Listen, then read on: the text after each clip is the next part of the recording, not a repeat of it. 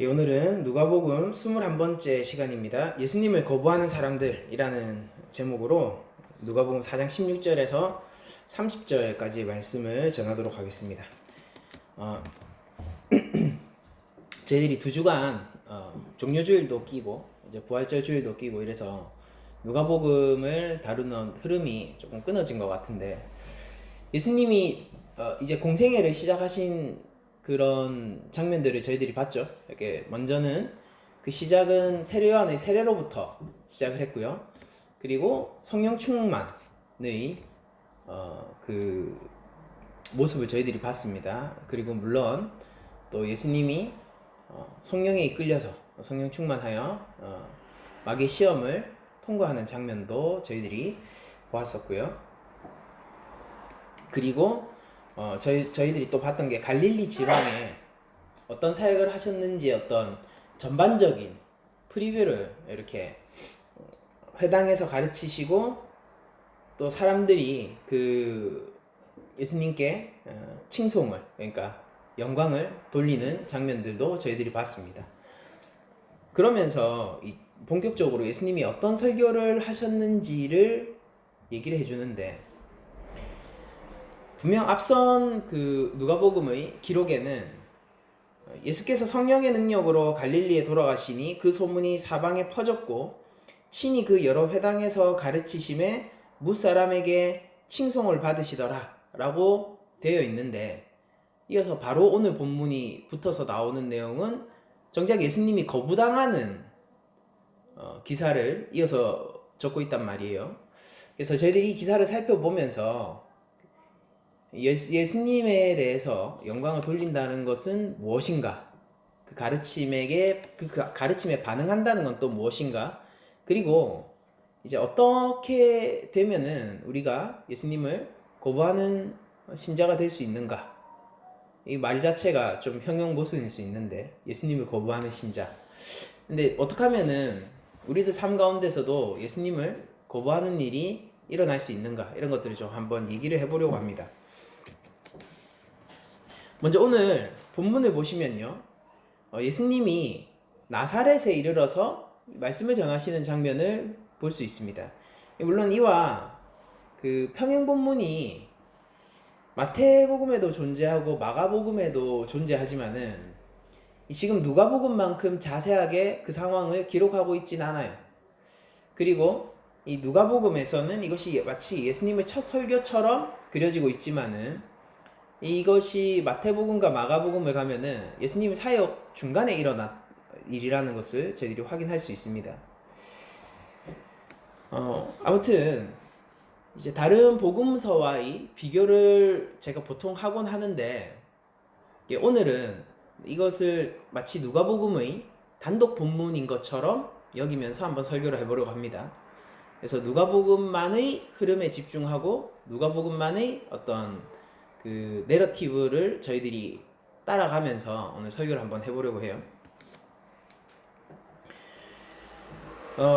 먼저 4장 16절을 보면은 이제 나사렛에 이르시고 안식일에 늘 하시던 대로라고 되어 있죠. 그러니까 예수님은 항상 늘 가르치시는 분이셨어요. 그래서 마태복음 같은 거를 보면은 예수님이 가르치시는 말씀을 전하는 분으로 등장을 하곤 합니다. 그래서 그것이 예수님의 가장 중요한 사역 중 하나로 마태는 그리고 있거든요. 누가 역시 예수님이 늘 주일이 되면, 안식일이 되면은, 이 주일이 아니죠, 안식일이 되면은 회당에 들어가서 뭔가 말씀을 가르치셨다라는 것을 전해주고 있습니다.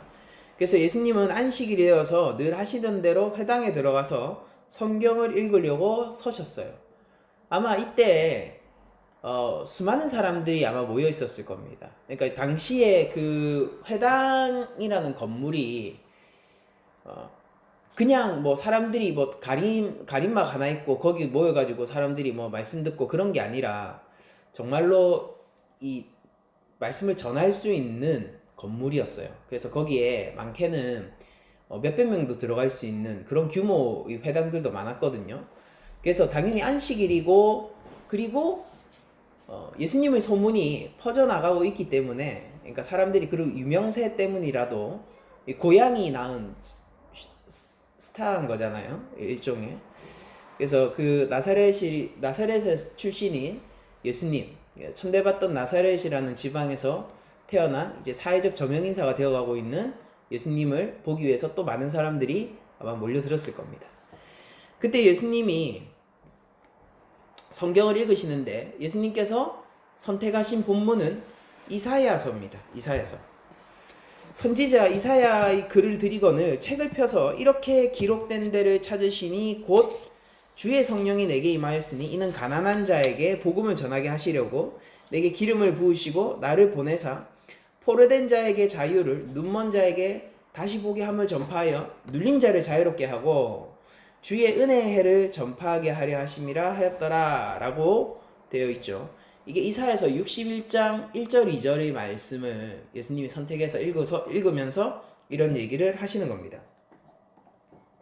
제가 이사야서 61장 1절 2절을 한번 읽어 드릴게요. 이거 여러분들 한번 누가복음 본문을 보시면서 한번 비교해서 보시기 바랍니다. 주 여호와의 영이 내게 내리셨으니 이는 여호와께서 내게 기름을 부으사 가난한 자에게 아름다운 소식을 전하게 하려 하심이라. 나를 보내사 마음이 상한 자를 고치며 포로된 자에게 자유를 갇힌 자에게 노임을 선포하며 여호와의 은혜의 해와 우리 하나님의 보복의 날을 선포하여 모든 슬픈 자를 위로하되 라고 되어 있죠. 여러분들 그 좀 주요하게 차이점이 나는 부분이 어디인 것 같아요? 이사야서는 하나님의 여호와의 은혜의 해를 선포하면서 동시에 우리 하나님의 보복의 날을 선포한다 라고 하면서 심판의 무드가 함께 끼어 있지만은 예수님의 선언에는 그런 게 없습니다. 그쵸? 그리고 뭐 세부적으로 그 눈먼 자에게 다시 보게 함을 뭐 이런 것들이 이 뭐 좀 다르죠. 예, 좀 다릅니다. 그렇지만은 이게 61장 1절 2절의 말씀을 예수님이 읽으신 것이 확실하고 그 예수님께서 이 말씀을 어느 정도 변형하여서 읽으신 것은요. 여기 사실은 이사야서 42장 1절도 함께 믹스해서 예수님이 읽어주신 거거든요.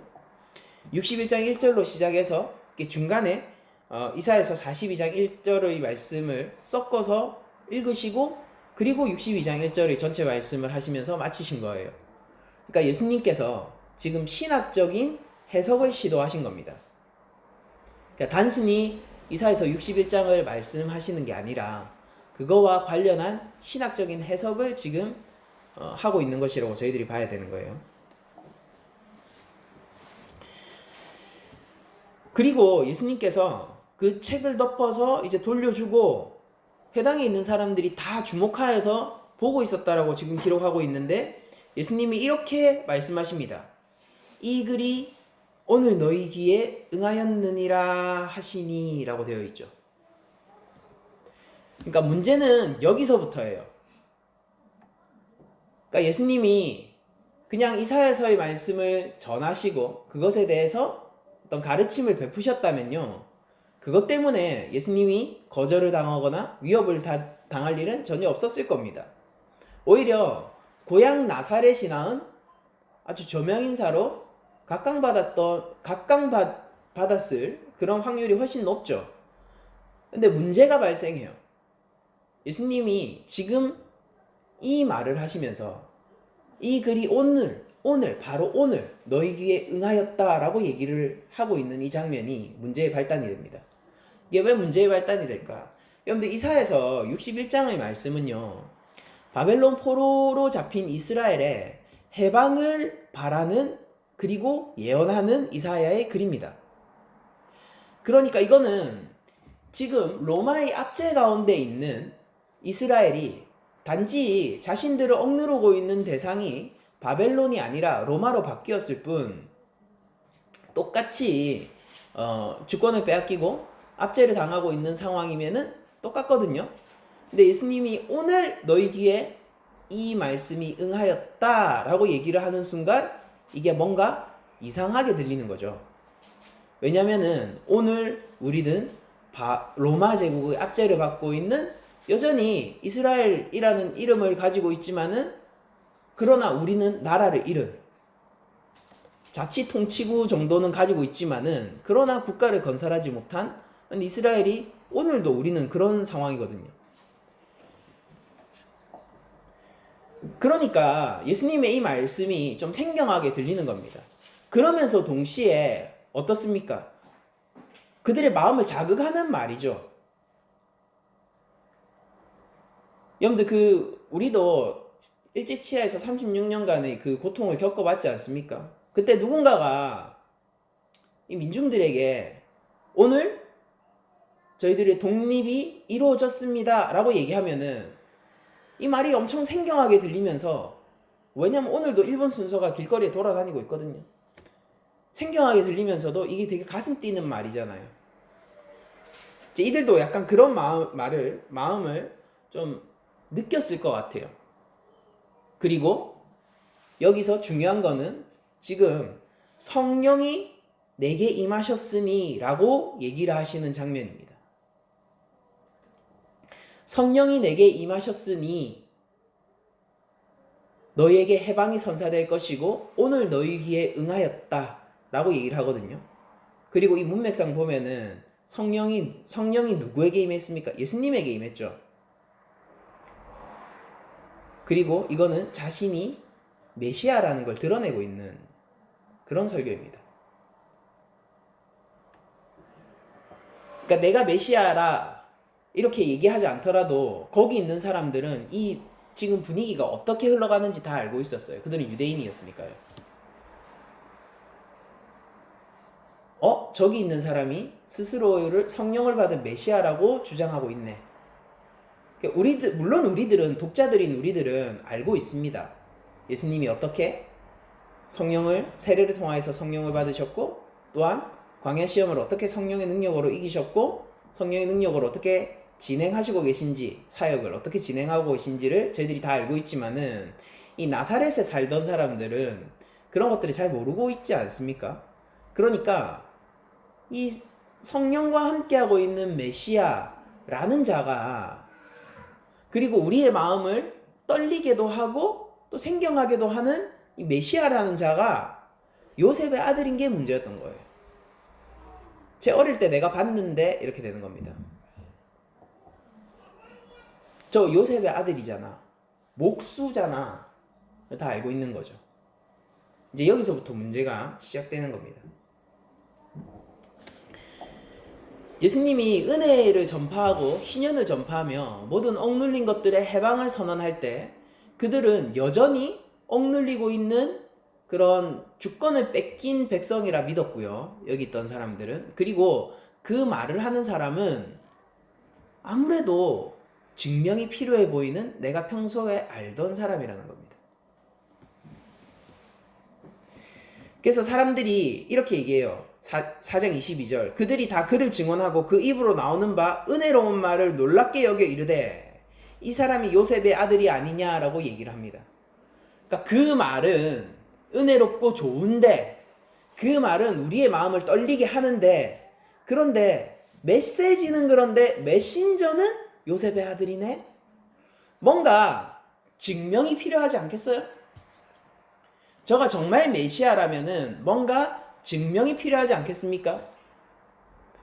우리가 생각이 만약에 여기까지 이른다면은, 그리고 이것이 이 본문에 대한 정당한 해석이 될 수 있다면은, 여기에서 우리는 다시 예수님이 통과하셨던 광야 시험을 떠올릴 수 있을 겁니다.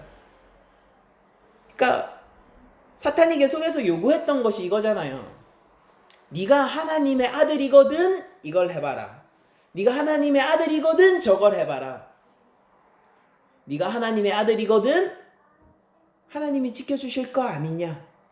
이런 식으로 스스로 자신을 증명하고 자기의 힘이 무엇인지를 드러내 보이라는 그런 유혹을 사탄이 계속 했지 않습니까?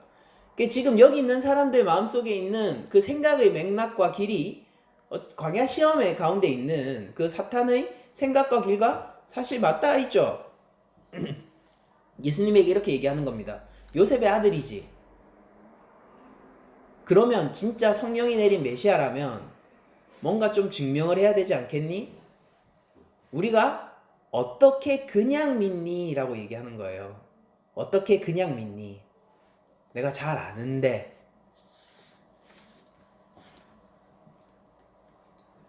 예수님은 지금 메시아로서 자기 계시를 시작하신 겁니다.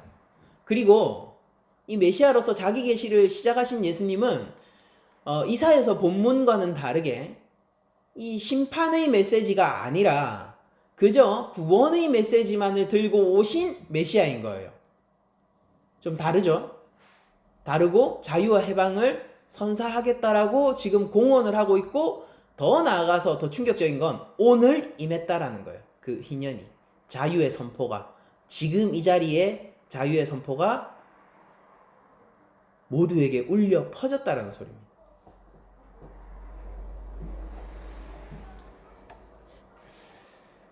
거기에 대한 반응은 사람들의 의심이었죠. 말씀은 좋지만 예수는 의심스러운 거예요.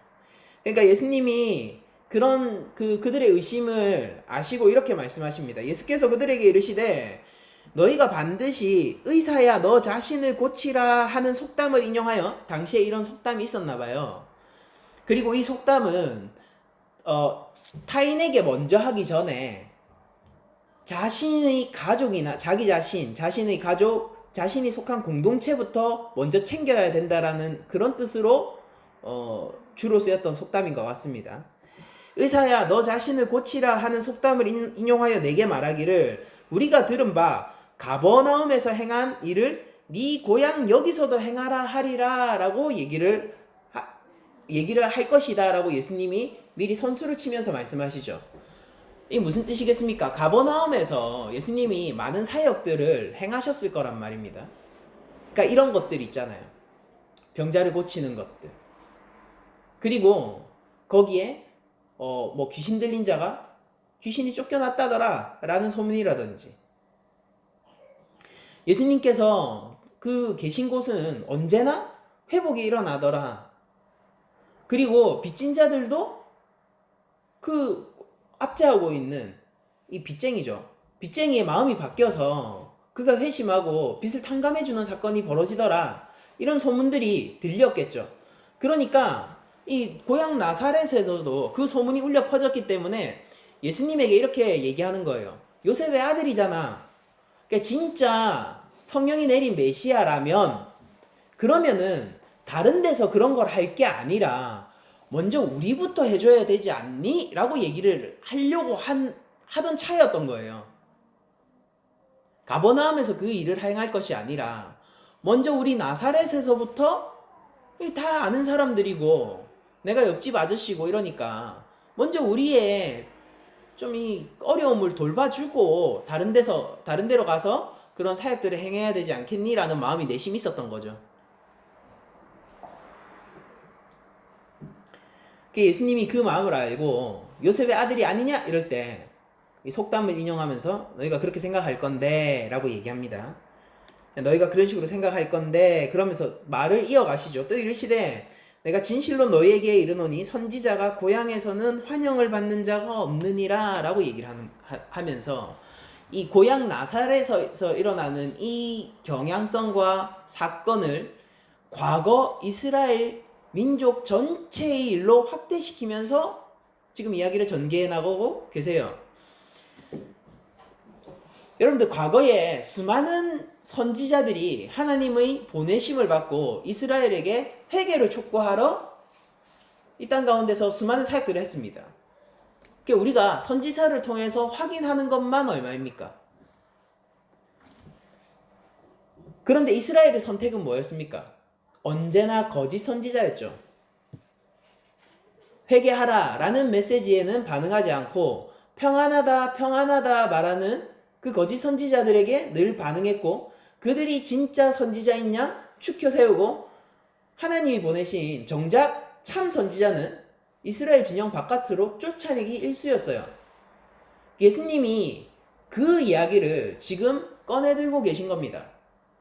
그러니까 사람들 마음속에는 아니 예수님이 진짜 저 요셉의 아들이 진짜 메시아라면은 우리한테 뭔가 떡고물이 다른 지역보다 훨씬 더 많이 떨어지겠지? 우리는 그래도 나사렛 사람이고 저도 나사렛 출신이니까 동양 아니야? 이런 생각들을 하고 있는데 예수님은 이 경향성을 이스라엘 민족 전체의 역사 가운데의 경향성으로 여기면서 너희가 선지자들을 항상 쫓아냈지 않았느냐라고 질문하고 계신 거죠.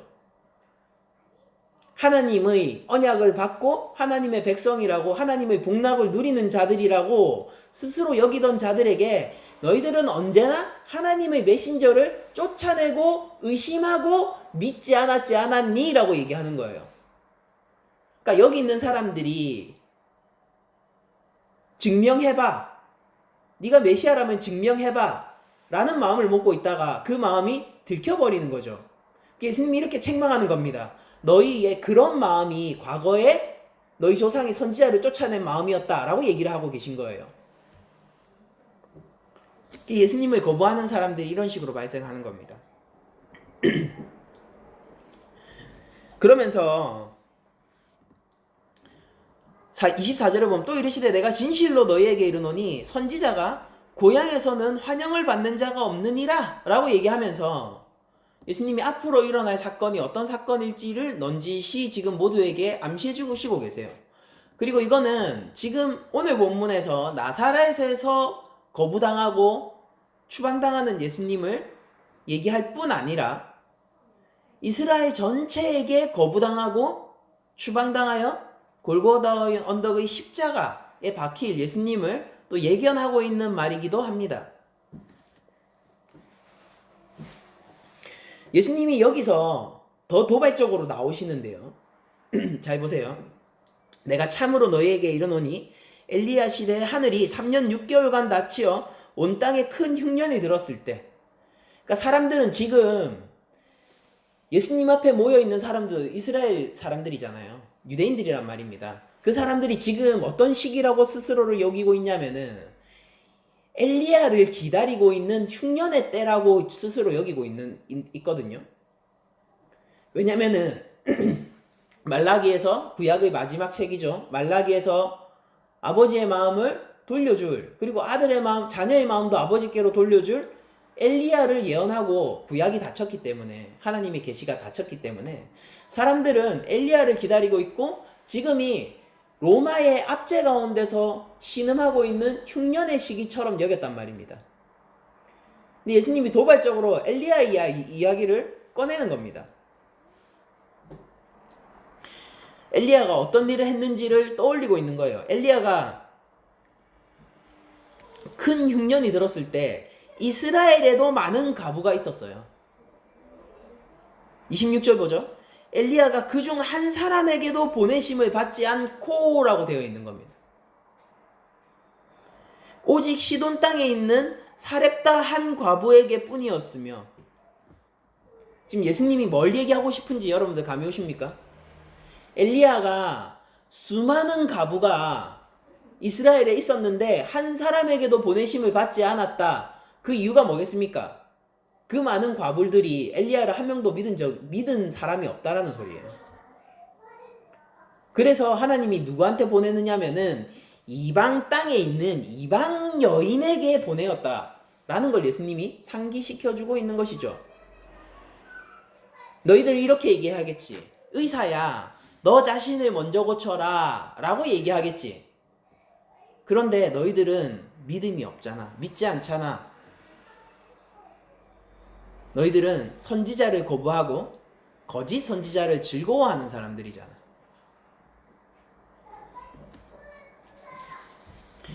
(27절) 읽어드리겠습니다. 또 선지자 엘리사 때에 이스라엘에 많은 나병 환자가 있었으되 그 중의 한 사람도 깨끗함을 얻지 못하고 오직 수리아 사람 나아만 뿐이었느니라.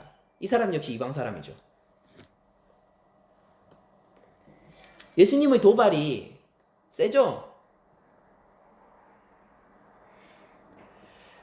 한번 요셉의 아들, 네가 너를 증명해야 되지 않겠니? 라는 그 수많은 민중들 앞에서, 지금 안식일이에요 여러분들. 사람들이 엄청나게 많았을 거라고요. 동네 사람들이 다 모여 있을 거라고요. 말 그대로 다.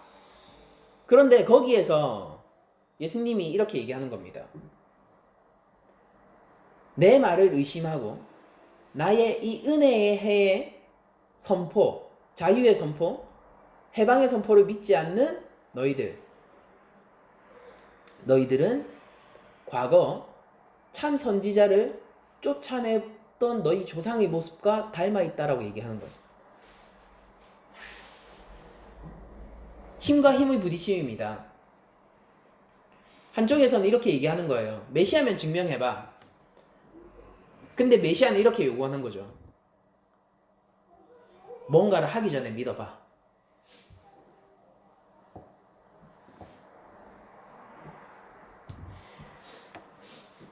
너희는 마음이 강팍하고 목이 곧은 백성이구나. 예수님이 지금 이 얘기를 하는 거잖아요.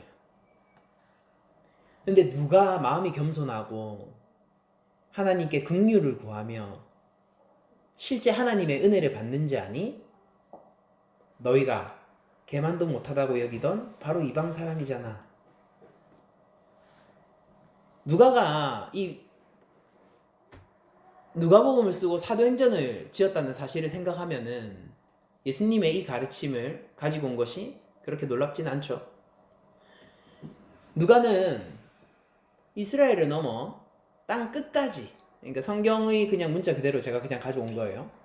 우리 지구가 둥그니까 땅 끝이 어딘지 모르지만 땅 끝까지 복음이 전해지고 땅 끝까지 예수 그리스도의 이름을 통하여 구원받는 자가 무수히 많아질 것을 알고 있었던 그 누가는 예수님의 회당 설교를 들고 와서 어떻게 복음이 처음부터, 예수님의 사역이 처음부터 이방 전체를 향하고 있었는지를 보여주고 있습니다.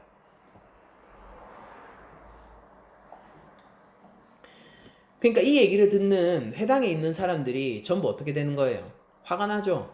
화가 납니다. 그래서 이것을 듣고 다 크게 화가 나서 일어나 동네 밖으로 쫓아내요. 예수님이 얘기하신 그대로죠. 선지자는 고향에서 환영을 받지 못한다 라고 했는데 실제 쫓김을 당합니다.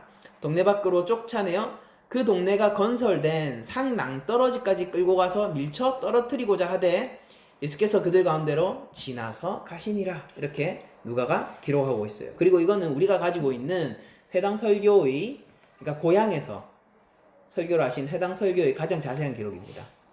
마태, 마가에도 있지만은 누가만큼 자세하진 않아요. 그러니까 한번 정리를 해봅시다. 예수님은 메시아세요. 스스로 그렇게 지금 얘기를 하고 있는 겁니다. 그리고 예수님은 해방을 가져다 주실 거예요. 그리고 그 해방은 예수님을 믿지 않는 이스라엘에게 합당하지 않아 이방에게 선포될 겁니다. 지금 그 얘기를 하고 있는 거예요. 이스라엘은 거부했어요. 왜 이스라엘은 예수님을 거부하는 것입니까? 그런데 우리는 먼저 이것을 알기 위해, 이 유대인들의 거부를 알기 위해서 예수님이 말씀하신 이 해방과 자유가 무엇인지 한번 살펴볼 필요가 있어요. 예수님은 누구를 해방하시냐면은 오늘 그냥 문자 그대로 한번 보면은 가난한 자, 그리고 눈먼 자, 그리고 억눌린 자, 그쵸? 그런 사람들을 자유롭게 하고 계세요. 포로된 자, 눈먼 자, 억눌린 자, 그렇지 않습니까? 그런데 이 예수님께서 이런 말씀을 하시는 것을 우리들이 과연 어떻게 받아들이느냐, 어떻게 해석해서 받아들이냐는 제각기 좀 다를 수 있을 것 같습니다. 그럼 누가는 어떤 의도에서 이런 예수님의 말씀을 기록했을까요? 예수님은 실제로 이 사역 중에 하신 일을 보면요, 이제 눈먼 자 이런 사람들이 나오고 뭐 무슨 자유롭게 하는 이야기도 나오고 뭐 이렇게 많은 이야기들이 또 이게 특히 이사야서에도 나오고 이렇게 하는데, 근데 이런 것들이 항상 이중적 의미를 가지고 있다는 것을 예수님의 사역을 통해서 알게 돼요. 그러니까 예수님은 아픈 자를 고치시고 그가 나았을 때 네 죄가 사하여졌다라는 식으로 말씀하셨던 예수님이거든요. 그러니까 예수님이 얘기하시는 이 모든 사역은요, 이중적인 의미를 담고 있는 겁니다. 엉들린 자는 실제 채무를 가진 빚진 자를 얘기하는 거예요. 그러면서 사탄의 권세 아래서 신음하고 있는 자도 동시에 상징하고 있는 것이고요. 포로된 자에게 자유를 주시는 하나님은요, 죄와 사망의 권세 아래서 신음하고 있는 그 영혼을 지칭하는 얘기이기도 하고, 실제 로마 가운데서, 그 압제 가운데서 숨 못 쉬고 있는 이스라엘 민중들을 얘기하는 것이기도 합니다. 이런 것들이 따로 떨어져 있지 않다라는 것이죠. 눈먼 자는 영적으로 보지 못하고 구원을 갈구하지만은 구원을 찾지 못하는 영적으로 눈먼 자를 지칭하는 것이기도 하고, 실제 신체적인 장애를 가지고 있는 자를 지칭하는 것이기도 해요. 그러니까 예수님에게 이 둘은 따로 떨어져 있는 것이 아니라 그냥 언제나 한 사건인 겁니다. 예수님은 이런 이중적인 의미를 가진 자유를 선포하며 육적인 일과 영적인 의미를 분리하지 않은 채 자유와 해방을 선언하십니다. 그러니까 이런 것들은 구약의 선지자들의 방식이었죠. 그러니까 이스라엘을 가늠한 여인으로 묘사할 때 이거는 신랑 대신 하나님을 떠난 이스라엘이 우상 숭배에 대한 유비였지만은 동시에 실제 그들이 가늠하고 있었던, 그러니까 바알 신전을 섬기려면 어떻게 되는 거예요? 바알 신을 섬기려면 바알 신전의 여신과들, 그러니까 성창이라 불리는 여신과들과 매춘을 하면서 예배를 드리는 게 바알 신을 숭배하는 방법이었단 말입니다. 그러니까 그들이 실제 간음을 하고 있었던 자들이거든요. 그래서 선지자들이 너희들이 하나님 앞에 간음했다라고 얘기할 때는 그들이 실제 간음하고 있고, 거기에는 또한 동시에 영적인 유비, 우상 숭배, 바알 신을 섬김, 하나님을 떠남, 이런 이중적인 의미를 동시에 담아서 이것이 따로 떨어져 있는, 심지어 따로 떨어져 있는 사건도 아니지 않습니까? 그런 식으로 얘기를 했었는데, 예수님도 이사야서를 인용하시면서 그런 방식으로 얘기를 하신 것이죠.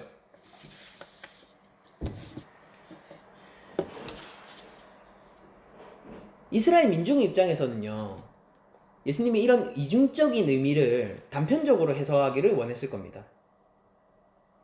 뭐냐면은 실제 그냥 이스라엘의 정치적인 해방을 바랬을 것이고요, 실제 그냥 자신의 모든 빚이 변제되기를 바랬을 것이고, 그냥 내 지금 아픈 몸이 지금 당장 낫기를 바랬을 거예요. 그리고 예수님은 오늘 너희 귀에 이 말씀이 응하였다 라고 얘기했으니까 당연히 지금 오늘 예수님은 우리에게 다양한 해방을 선물해 주셔야 되는 겁니다. 근데 예수님이 그러시지 않잖아요. 그러니까 화가 나는 일이죠. 거짓말쟁이 아닙니까? 그러니까 말뿐인 사람이잖아요. 이스라엘의 거부의 이유는 바로 여기에 기인했던 것입니다. 여러분들, 왜 그러면은 이스라엘이 거부했던 방식이 악한 방식일지 한번 생각을 해보도록 하죠. 이스라엘이 거부가 자신들의 입장에서는 충분히 정당성이 있고, 그리고 뭔가 자신들이 거짓말하는 사람에게 당했다, 혹은 내가 잘 몰라서 그랬다, 이런 식의 변명을 남길 수 있을 것 같은 그런 행동이지만은 실제로는 이거 굉장히 교묘하고 악한 일입니다. 왜 그런지 아세요? 이스라엘은 기적만을 원하고 예수님에게 대해서는 의심했기 때문이에요. 그리고 가버나움의 기적을 달라 이렇게 얘기하잖아요. 그러니까 그것만 원하고 예수님에 대해서는 의심하기 때문에 이게 교묘하고 굉장히 악한 형태의 거부이라는 겁니다. 그리고 예수님의 메시지의 권능과 능력은 인정하지만 정작 예수님에 대해서는 의심하는 거예요.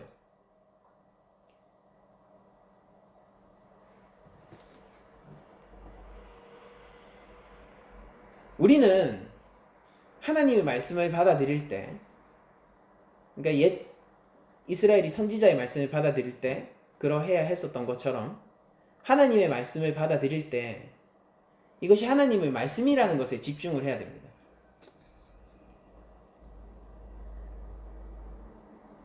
근데 우리는 때때로 이것이 하나님의 말씀이고 내 마음을 울리지만은 뭔가 미십적단 말이야 라고 하면서 다른 의심할 만한 것들을 찾아내기도 하죠.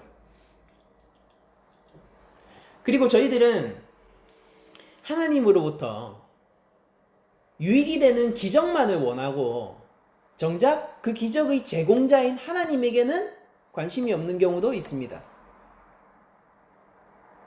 그러니까 이게 엄청나게 악한 거예요. 예수님은 단순히 말씀의 선포자가 아니라 희년을 가져오시는 분이고 실제 자유의 쟁취자이시자 승리자이신데 이제 거기는 관심 없는 거죠. 그래서 언제 돼? 그 언제 주는데요? 그러니까 준다면서요. 빨리 주세요. 굉장히 악한 형태의 거부라는 것입니다. 이것이. 지금 당장 안 되면은 내가 생각하는 대로 안 되면은 당신 필요 없습니다. 라고 얘기하는 거죠. 오늘날 교회에도 이런 예수님을 거부하는 많은 신자들이 존재하고 있습니다. 그런 사람들은 이렇게 기도하곤 합니다. 하나님, 이런저런 것들을 저에게 주세요. 하나님, 이런저런 것들이 생기면 제가 하나님께 이렇게 하겠습니다. 하나님, 이번에 이런 일들을 잘 처리해 주시면은 제가 이렇게도 하고 저렇게도 하겠습니다. 라고 기도를 합니다. 그들은 진심으로 기도하고 간절히 기도해요. 근데 정작 하나님에게는 관심이 없습니다. 수많은 사람들이 예수님을 따라간다 라고 얘기를 하고 있어요. 자신을 예수님의 제자다 라고 선언하는 사람들이 우리 한국교회의 대다수를 차지하고 있잖아요. 그런데 그들 가운데 일부는요, 이런 식으로 생각하는 사람이 있습니다. 나 예수님의 제자야. 그분의 말씀을 너무 사랑해. 그분이 어떻게 내 삶 속에서 일을 하시는지 너무 궁금해. 예수님의 말씀이 참 교훈적이고 좋은 것 같아. 라고 얘기하면서 정작 예수님한테는 관심이 없는 거예요. 예수님의 가르침에 구원이 있는 것인가를 생각해 보면은 그렇지 않아요. 구원은 예수님에게 있는 것이 우리 기독교의 기본 스탠스죠. 하나님을 부르짖는 많은 사람들이 떡고물에는 관심이 많습니다. 가버나움의 기적을 우리에게 보여주세요.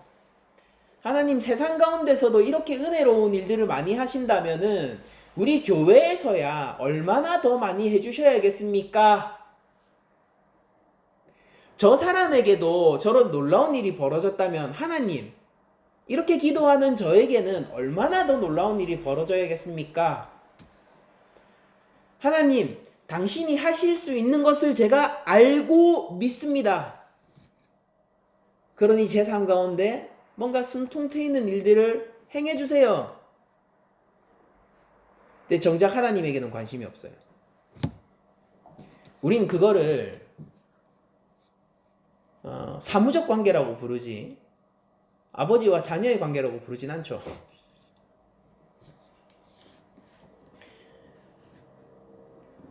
그러니까 오늘 예수님 앞에서 예수님의 말씀에 반응하고 그분의 기적을 들으면서 마음 설레했지만은 정작 예수님을 거부하는 이스라엘 백성은요,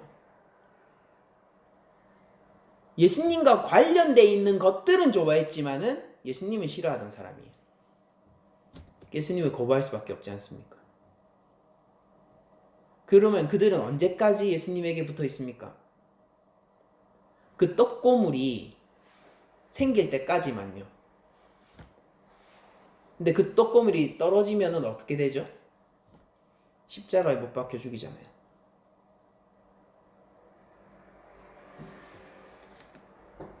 그러니까 우리 기독교의 목적성이 무엇인지를 다시 한번 생각해보는 시간이 되었으면 좋겠습니다. 왜 많은 신자들이 예수님의 말씀을 즐거워하면서도 예수님을 떠나는 걸까?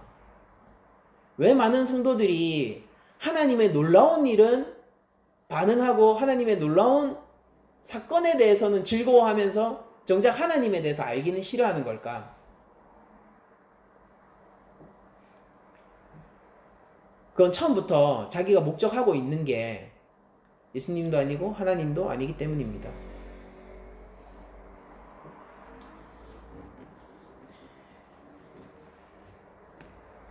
여러분들, 우리는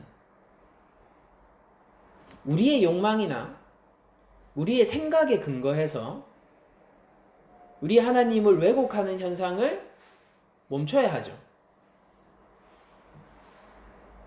그러니까 누구나 하나님을 바라보면서 이렇게 생각하는 사람들이 있습니다. 아, 하나님은 놀라워.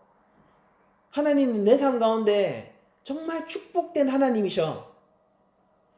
하나님이 없었다면 내가 어떻게 살까? 라고 얘기를 하는데 막상 그 하나님에 대해서 듣다 보면은 그게 진짜 하나님이 아닌 거예요.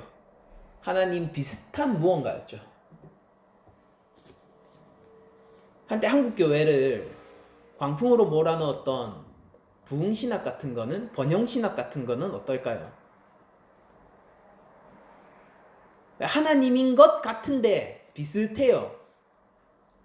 근데 하나님이 아니죠. 하나님 비슷한 무언가였어요. 그들이 얘기하던 하나님이. 또 우리는 예수님이 얘기하시는 예수님이 누군지를 알아야 돼요. 우리는 하나님 스스로가 말씀하시는 하나님을 알아야 합니다. 만약 이들이 정말로 예수님을 믿었고 예수님이 자유를 선포하고 해방을 선포할 때 그가 메시아이심을 믿었다면요, 이 이사야서의 말씀이 이 과거 말씀이잖아요. 과거에 있었던 말씀이잖아요. 그 말씀이 무엇을 의미하는지 그들이 충분히 상고했을 겁니다. 왜냐하면 그들은 구약의 달인이고 유대인이니까요.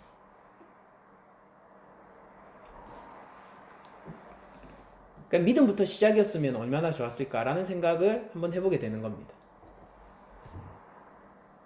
근데 그들은 그토록 메시아를 기다렸지만은요, 그토록 해방과 자유를 갈망했지만은 정작 그 해방을 오늘 선언할 수 있는 자들이 그 메시아가 나타났을 때, 바로 지금 이 자리에서 해방을 선언할 수 있는 메시아가 나타났을 때 그 메시아를 알아보지 못해요. 메시아를 갈망했지만 메시아를 추구한 건 아닙니다. 메시아를 갈망했는데 국가 회복을 추구했어요. 메시아를 갈망했는데 메시아를 추구한 게 아니라 메시아를 갈망했는데 나를 낫게 해주는 메시아를 추구했던 거죠. 교회 생활을 오래 하면 오래 할수록 우리에게 나쁜 편견이 쌓일 때도 있습니다. 왜냐하면은 이 기독교 문화라는 것이 반드시 성경적이지만은 않기 때문이에요. 한국 기독교 문화도, 이 문화랑 진짜 성경적인 것은 구별해서 봐야겠죠. 한국 기독교 문화도 모든 것이 다 성경적이지는 않습니다. 그래서 어느샌가 우리 가운데 하나님에 대한 편견, 예수님에 대한 편견들이 우리에게 쌓일 때가 있습니다.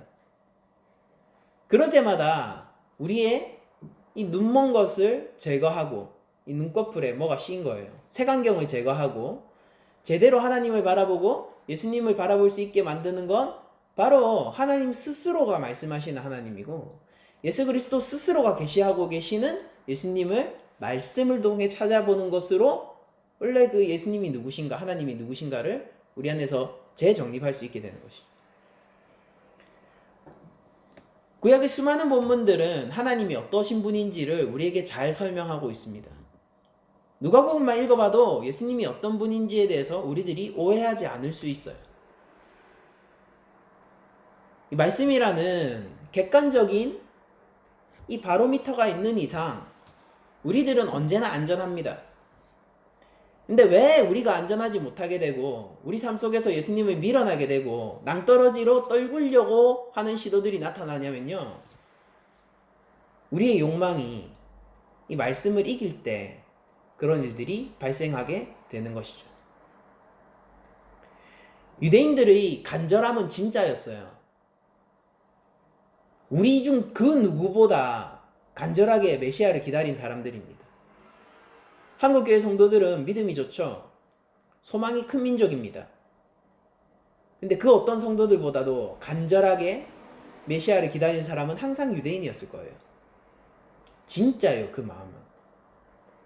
그러니까 여러분들, 내가 진짜로 예수님을 갈망한다 라는 걸로 안심하시면 안 된다라는 소리입니다. 그게 아니라 우리에게 간절히 소망하는 그 소망과 더불어 우리를 붙들고 우리의 순종을 올바르게 바치기 위한 또 하나의 장치가 뭐냐면은 예수님이 누군지를 알아야 된다라는 거예요. 그리고 우리의 소망과 이 간절함을 실제 그러하신 예수 그리스도에게 맞추어 가야 된다라는 소리입니다. 예수님이 하시려는 일이 계세요. 많은 죄인들이 있지만은 삭개오랑 만나기를 원하세요. 근데 거기에 찬성할 수 있느냐의 문제죠. 메시아를 누구보다도 간절히 기다리던 사람들은 어떻게 저런 일이라고 얘기했었어요.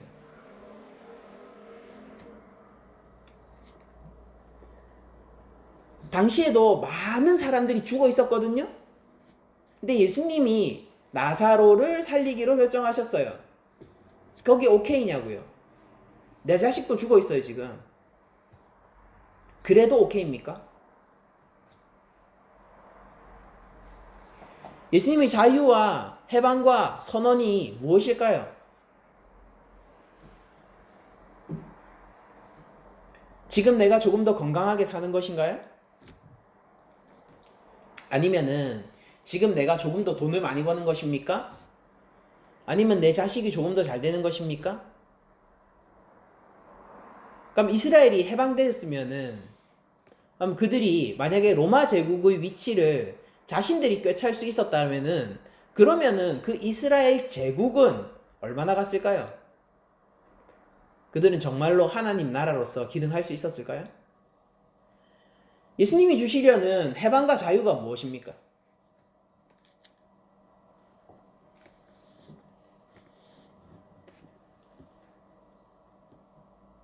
교회가 있는 곳에는 언제나 해방과 자유가 함께 한다라고 저는 믿습니다. 우리 교회가 있음으로 말미암아 실제 일상생활에서 그냥 매일 살아가는 일요. 그 살아가는 일에 도움받는 사람이 있어야 된다라고 저는 믿어요. 그러니까 구제사역 하는 거잖아요. 그것이 복음과 동떨어져 있다라고 믿지 않습니다. 당연히 교회를 통해서 그런 일들이 자연스럽게 벌어져야 된다라고 저는 확신해요. 나 또한 저 안에서 확신이 되는 것은 무엇이냐면은 복음은 단지 거기에 머무르지 않는다라는 것입니다. 복음은 영원한 생명을 우리에게 가져다 주죠. 그 일을 위해서 하나님이 하시는 일에 우리는 같은 시각을 가지고 동의를 할 수 있는 자들이 되어야 되는 것입니다. 하나님 이거는 제 마음에 안 드는데요 라고 얘기하기 이전에 살다 보면은 그런 일들 많잖아요. 왜 하필 이런 거죠? 내 가족은 왜 이렇죠? 부터 시작해서 하나님 정해주셨잖아요. 내 가족은 왜 이렇죠? 부터 시작해가지고 하나님 제가 기도하고 직장 왔는데 제 직장은 왜 이렇죠? 부터 시작해서 하나님 저 같은 경우에는 하나님 제가 한 소명 받고 신병 가기 전부터 개개차 가려고 이름 다 받아놓고 했는데 이렇게 초라하죠? 부터 이렇게 얘기할 수도 있는 거잖아요. 물론 클 거라고 생각 안 했습니다. 초라할 거라고 생각했어요, 처음부터. 근데 그렇게 해서 생각할 수 있는 거 아닙니까? 예수님이 단지 그런 것만 주시는 분이라고 생각하면은 원망할 법하죠. 예수님을 삶 속에서 밀어내려고 할 거예요. 근데 구주께서 주시는 자유가 무엇인지에 대해서 내가 정확하게 알아가면 알수록 진심으로 알고 싶다 이런 차원이 아니라 인지적으로 진짜로 정확하게 알면 알수록 예수님이 누구인지 알면 알수록 그분과 더 깊은 교제를 하면서 다른 것들이 목적이 아니라 하나님 그 자체가 내 삶의 목적이 되고 예수 그리스도의 그 십자가 그 자체가 내 삶의 목적이 될 때 우리들은 이들처럼 예수님을 거부하지 않을 수 있게 되는 겁니다. 그리고 그 말이 달게 들리겠죠. 오늘 하나님의 은혜의 해가 선포되었고 이 말씀이 너희 귀에 응하였다 라고 예수님이 얘기할 때 그 말이 달게 들리고 실제 우리는 해방을 얻게 될 것입니다. 하나님 나라는 지금 여기에 있는 거예요. 예수님이 서신 이 자리에 하나님의 나라가 정말로 임한 겁니다.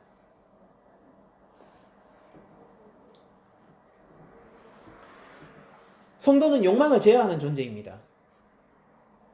예수를 믿는다라는 것은 세상 가운데 내가 하고 싶은 모든 것을 하겠다라고 선언하지 않는 사람이에요. 이제 내가 꿈꾸는 것을 반드시 성취하겠다라고 얘기하는 것을 멈추는 사람을 뜻합니다. 올바른 힘에 의해서 통제되는 것을 즐거워하는 사람이 성도인 것이에요. 내가 내 삶을 책임지기보다 하나님이 책임져 주시는 삶을 더 즐거워하는 것이 성도인 것이고,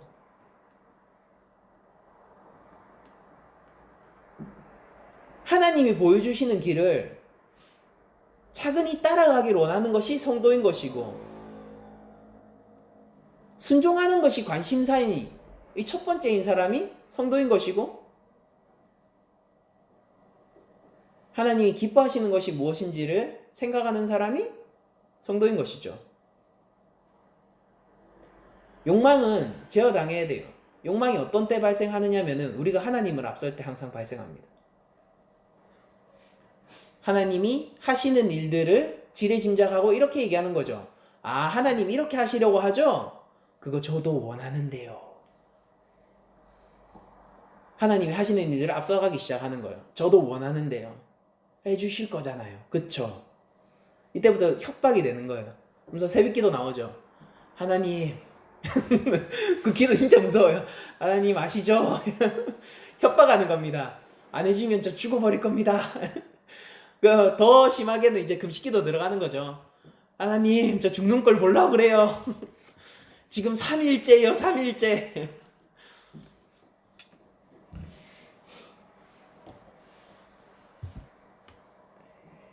정당한 통치 아래 있는 우리 백성들은요, 무엇이든지 믿음으로 시작하죠. 삶 가운데서 삶의 주권이 예수님에게 있다면서요. 구주께 있다면서요. 통치자께서 삶을 다스릴 때 이 삶에 대해서 의심하지 않아요. 잘 모르는데 그걸 아는 겁니다. 하나님은 선하시지. 잘 모르고 이 뒤에 무엇이 일어나는지 지레짐작할 수 없는데, 인생이라는 게 때로는 그런 구렁텅이에 빠지기도 하잖아요. 근데 그런데도 거기서 하나님을 신뢰하고 먼저 믿는 것으로 시작하는 거죠. 아, 괜찮아. 하나님이 내 인생에 해방을 선포하셨어. 나는 이미 그 해방 가운데 있어. 그러니까 하나님 선하시잖아. 그러니까 나는 그 선하신 하나님을 끝까지 신뢰하고 믿을 거야. 거기에서 우리가 만약에 하나님 증명하셔야죠. 하나님 살아계시다면은, 내 삶 보호하고 계신 거 맞다면은 하나님 증명하셔야죠 라고 하는 순간 우리는 하나님을 앞지르게 되고 우리의 욕망으로 하나님을 휘두르는 사람이 될 것이고, 그것은 결국 오늘 본문의 이 고향 나사렛 사람들과 같이 예수님을 절벽 아래로 밀어 떨어뜨리려는 사람이 될 것입니다. 그러니까 우리는 일상생활 모든 영역 가운데서 하나님의 통치를 의식하면서 사는 편이 훨씬 좋아요. 그리고 그래야 합니다, 성도는.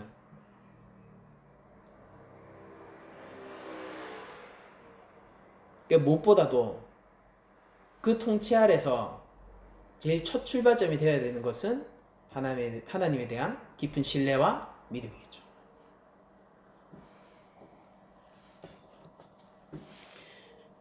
이미 여기까지 얘기하고 제가 설교를 마치려고 하는데요. 여러분들 제가 오늘 본문을 보면서 좀 나중에 묵상하다가 좀 서글픈 생각이 들었어요. 왜냐면은 생각해보면은 나사렛 사람들이 예수님하고 제일 가까이 있던 사람들이잖아요. 달리 얘기하자면은 그 누구보다도 찬스와 기회가 많았던 사람들이잖아요. 그런데 예수님이 십자가에 다 다르기 전에 이렇게 격렬하게 예수님을 죽이려고 했던 사람들이 나사렛 사람들밖에 없거든요. 그러니까 그게 되게 슬픈 거예요. 그러면서 그런 생각을 했습니다. 어쩌면은